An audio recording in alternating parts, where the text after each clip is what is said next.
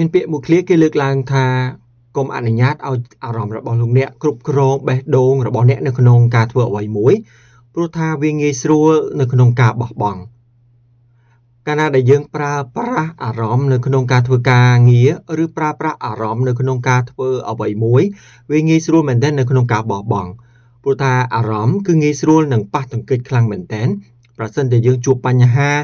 ឬជួបជាមួយនឹងរឿងអ្វីមួយមិនពេញចិត្តនឹងនរណាម្នាក់ឬមិនពេញចិត្តនឹងការងារណាមួយយើងងាយស្រួលនឹងប៉ះទង្គិចហើយក៏ងាយស្រួលនៅក្នុងការបោះបង់ផងដែរព្រោះយើងប្រើអារម្មណ៍មកធ្វើការប៉ុន្តែបើសិនជាយើងប្រើប្រាស់បេះដូងនៅក្នុងការធ្វើការវិញនោះ